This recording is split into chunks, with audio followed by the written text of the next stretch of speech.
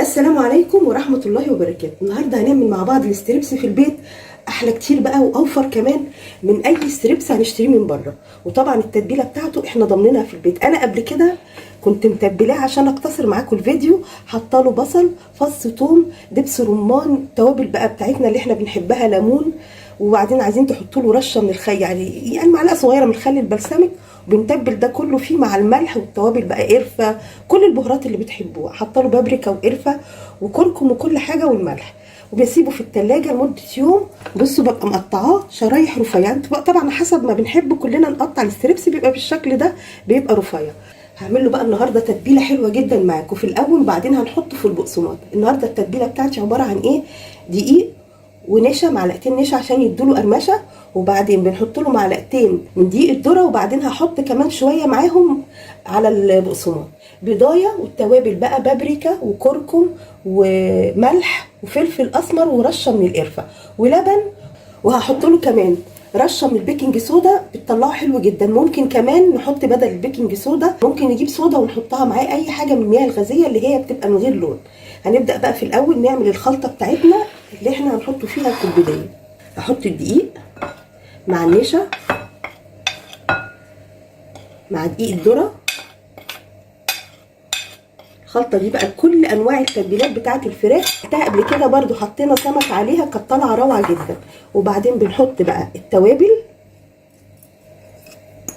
وهحط بقى ربع معلقه صغيره من البيكنج صودا، وهحط البيضايه واللبن، وهنشوف بقى طبعا القوام بتاعنا عامل ازاي، وعلى الاساس ده هنخفف او نتقل القوام. في البدايه كده شويه صغيرين من اللبن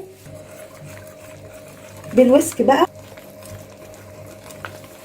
حابين بقى طبعا نقلبه باي شيء. بصوا عايزين القوام بتاعه يبقى قوام مش تقيل ومش خفيف.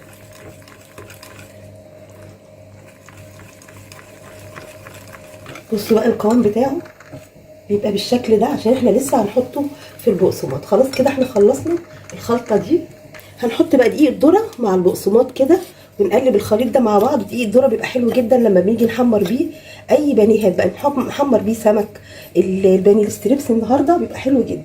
هنحط بقى كده في الخلطه دي، وبعدين نرجع على طول هنا كده، دايما دي تبقى ناشفه معانا كده، وبعدين نرجع على طول نحطه في البقسماط.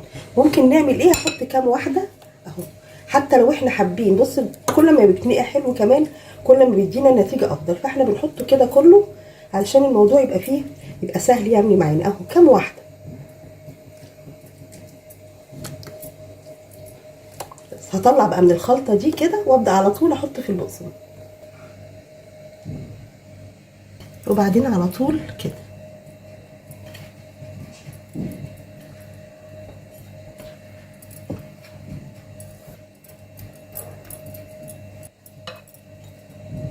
ونضغط حلو فيها.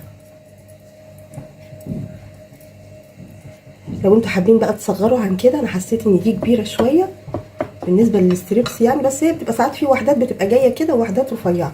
احط كمان واحده، وحاطين طبعا احنا الزيت على النار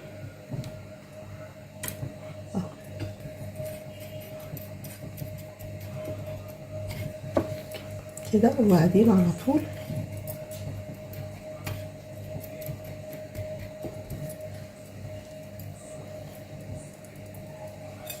طبعا احنا بنعمل كام واحده، وبعدين على طول بنكون مجهزين الحاجه، يعني نخلص كل الخليط اللي عندنا. شوف الكميه اللي انتوا حابينها بقى. انا بعمل ايه كمان، بعمل حبه وافرزهم، ويبقى على طول سهل على طول على التحمير. يعني كل ما نحب نعمله، انتوا عارفين الحاجات دي من الحاجات السهله لو ما فيش في دماغنا حاجه نعملها، فبنفرز شويه، والاخر بقى ايه، نيجي على التحمير على طول. كل ما نحب نطلع مجموعه نطلعها ونحمر كده. خلاص هعمل كمان كام واحده وهنحمرهم برده مع بعض. طبعا احنا عاملين زيت غزير زي ما انتم شايفين بقى، نروح ايه نسمي الله، وزي ما انتم شايفين كده الزيت قدح معانا، ونحط.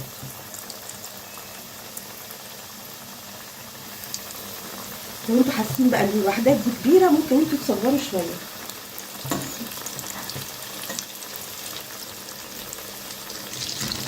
بصوا بقى نحاول نقلبه كده بالراحه، وخلاص تقريبا خلاص قرب يتحمر.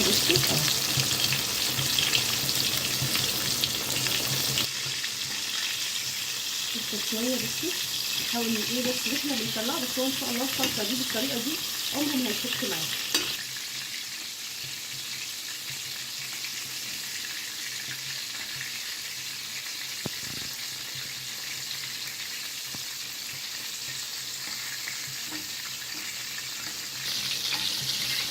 بصوا خلاص هو كده اتحمر، هنطلعه بقى. هحط كمان كام واحده برده معاكم على طبق طبعا فيه مناديل، وبعدين ايه نروح مطلعين. ممكن تعملوا ايه بقى، طبعا احنا بنشتريه من بره كمان هم بيبقوا عاملين له عمليه تحمير قبل كده، يعني تحمير مسبق كده عشان يسهلوا، يحمروه مره وبعدين يجوا في الاخر ايه بيتفرم ويتحمر تاني. حط كمان شويه.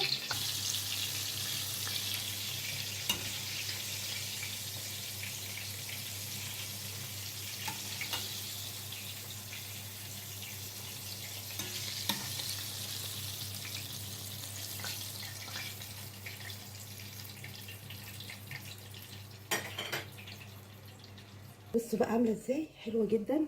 افتحها لكم برده من جوه، بصوا روعه ورا وقدام. بصوا جميله جدا، جربوها باذن الله. الحاجات دي في البيت بصراحه بتبقى انضف كتير من بره. جربوها باذن الله هتعجبكم جدا، الخلطه بتاعتها حلوه قوي. اشوفكم على خير، السلام عليكم ورحمه الله وبركاته.